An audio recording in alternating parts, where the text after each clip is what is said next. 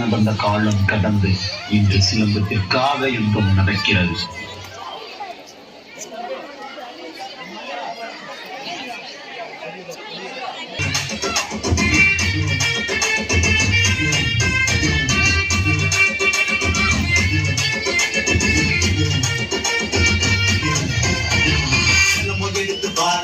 தமிழனோட வீரம் வெட்டு கட்டி போல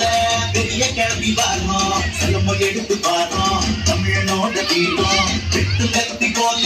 பெரிய கிளம்பி வாரம் அடிச்சு